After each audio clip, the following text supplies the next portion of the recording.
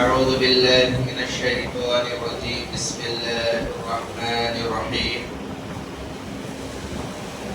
حرمت عليكم الميتة والدم ولحم الخنزير وما أحل لغير الله به والمنخنقة والموقوذة والمتردية والنتيحة وما أكل السبع إلا ما ذكيتم وما ذبح على النصب وأن تستقسموا بالأزلام ذلكم فسق اليوم يئس الذين كفروا من دينكم فلا تخشوهم واخشوني اليوم أكملت لكم دينكم وأتممت عليكم نعمتي ورضيت لكم الإسلام دينا فمن اضطر في مخمصة غير متجانب الإثم فإن الله غفور رحيم.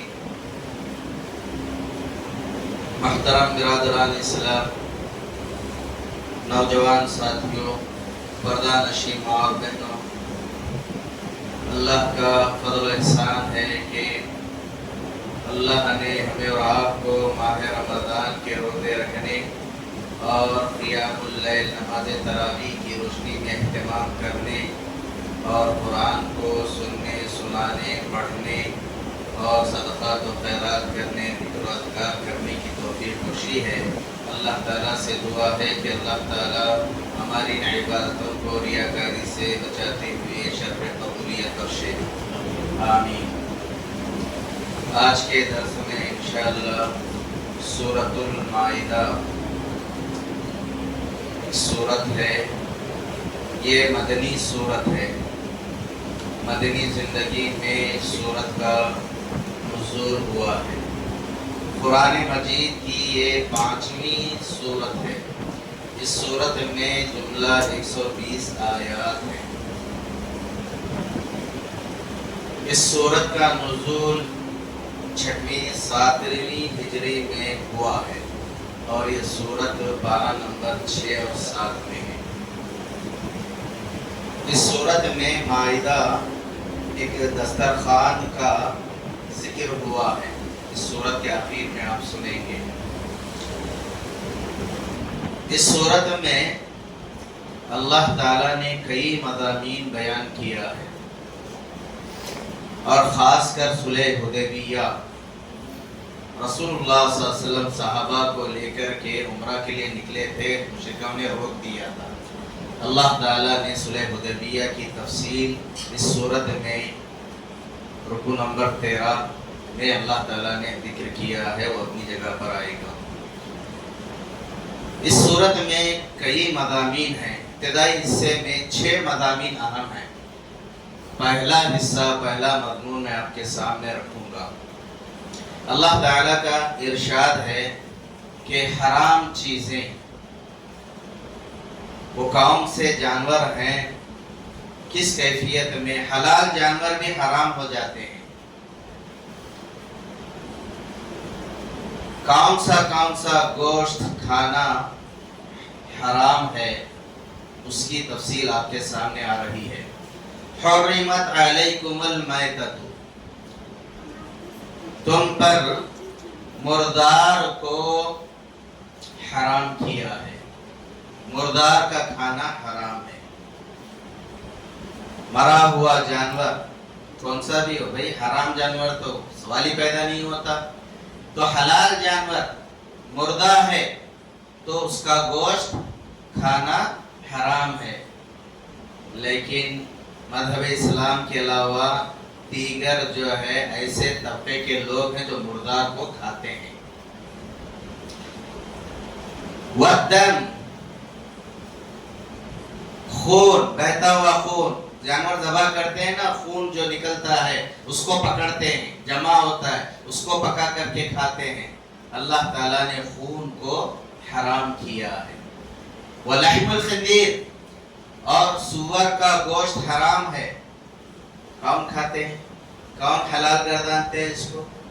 یہود نصارہ۔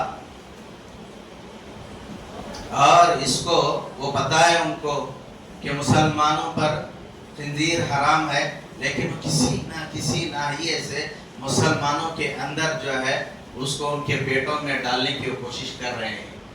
بہت ساری چیزوں میں، کھانے پینے کی چیزوں میں وہ خنزیر کی چربی کو ملاتے ہیں. حرام ہے نا، ملاتے ہیں. باوجود اس کے لکھا ہوا آتا ہے فلاں فلاں فلاں فلاں میں خنزیر کی چربی ہے، پھر بھی کھاتے ہیں. مغربی کلچر جو ہمارے اندر شریعت کر گئی ہے. یہودی، رسول اللہ صلی اللہ علیہ وسلم فرماتے ہیں پچھلی قوموں کی نقش قدم پر، یہود و نصارہ کے نقش قدم پر میری امت ایسے ہی چلے گی، ہو بہو جیسے وہ زندگی گزار رہے ہیں ویسے ہی زندگی گزارنے کی یہ کوشش کریں گے. ہو رہا ہے ایسا، جائزہ لیجیے. وَمَا أُحِلَّ لِغَيْرِ اللَّهِ بِهِ، یہ بہت اہم ہے. سورہ مائدہ، یہ آیت یاد رکھیں، آیت نمبر 3. وَمَا أُحِلَّ لِغَيْرِ اللَّهِ بِهِ، اللہ کے علاوہ غیر اللہ کے نام پر جو ذبح کرتے ہیں، غیر اللہ کے نام پر جو ذبیحہ ہوتے ہیں. 11ویں جو مسلمانوں میں بہت بڑی دعوت ہوتی ہے، بڑے بڑے بکرے جو ہے پیرانے پیر شیخ عبد القادر جیلانی رحمۃ اللہ علیہ، بھائی ان کی زندگی کو پڑھے، وہ اللہ کے ولی تھے الحمدللہ، ان سے محبت ہونی چاہیے. ان کی دعوت کیا ہے؟ کیا ایسا بندہ جو موحد ہو، زندگی میں اس نے رب العالمین کے سامنے کسی کے سامنے سر نہ جھکایا ہو، اللہ کے علاوہ کسی اور کے سامنے انہوں نے ہاتھ نہ پھیلایا ہو، اللہ کو انہوں نے اپنا معبود اور خالق مالک گردانا ہو، تکلیف میں مصیبت میں اللہ کو پکارا ہو اور اللہ کے لیے انہوں نے زندگی بھر سجدے کیے ہوں، اللہ کے بندوں کو اللہ کی طرف بلایا ہو. کیا ایسے ہو سکتا ہے کہ وہ مخلوق کو اس بات کا حکم دیں کہ وہ ان کو جو ہے نا پکاریں، ان کو دستگیر کہیں؟ اور کیسے کیسے واقعات ہیں. آپ نے سنا ہے کہ اللہ کی پناہ، اللہ کی پناہ. مسلمانوں کا ایسا عقیدہ ہو سکتا ہے؟ کیا یہ مسلمان ہو سکتے ہیں؟ واقعی ایسے ایسے. اور جو ہے نا شیخ عبد القادر جیلانی رحمۃ اللہ علیہ کی کرامات میں، ان کے معجزات میں ان کو اللہ کا سب سے بڑا ولی کیسے گردانتے ہیں، اللہ کے برابر لا کر کے ایسے کھڑا کر دیا ہے. نعوذ باللہ کہ ایک مرتبہ اللہ تعالیٰ جنت میں ٹہل رہا تھا، ماؤس کا چھلکا پڑا، اللہ تعالیٰ کا پیر اس پر پڑا اور اللہ تعالیٰ کا پیر پھسل گیا اور انہوں نے پکارا مدد کے لیے، یا شیخ عبد القادر جیلانی، تو فوراً انہوں نے ہاتھ دیا اللہ تعالیٰ کے ہاتھ میں، تو اس طرح اللہ تعالیٰ بچ گئے گرنے سے. نعوذ باللہ. بولتے ہیں نا کیا ہوتا 11ویں کی دعوت، رشتہ داری ہے، ناراض ہو جاتے، وہ ہو جاتے، یہ ہو جاتے، رشتہ داریاں ٹوٹ جاتی. کیا کرتے؟ ایسی رشتہ داریاں لے کر کے مر گئے وہ کھاتے ہوئے تو جہنم میں جائیں گے. اللہ تعالیٰ نے حرام کیا ہے. وَمَا أُحِلَّ لِغَيْرِ اللَّهِ بِهِ، اللہ کے علاوہ غیر اللہ کے نام پر جو ذبیحہ ہوتا ہے وہ حرام ہے، حرام ہے، حرام ہے.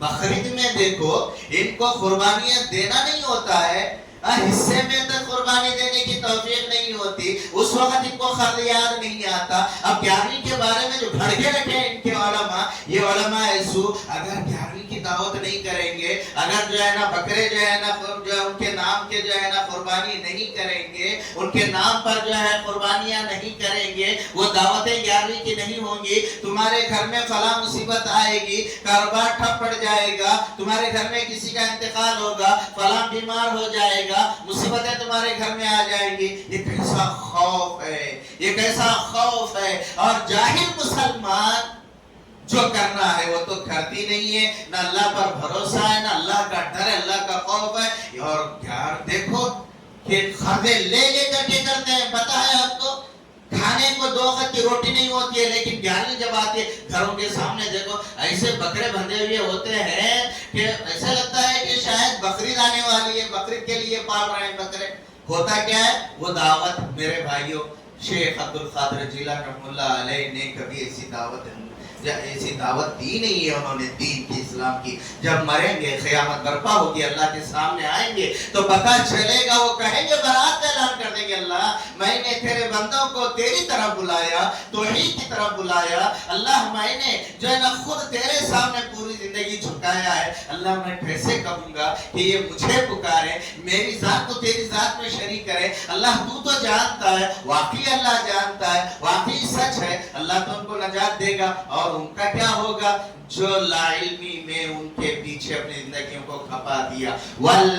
اچھا بھائی، مردار، خون، خنزیر کا گوشت اور غیر اللہ کا ذبیحہ ہر صورت میں یہ جائز نہیں ہے، حرام ہے۔ اب آگے سے جو تفصیل آ رہی ہے، والمنخنقۃ والموقوذۃ والمتردیۃ والنطیحۃ، 4 قسم کے جو جانور ہیں۔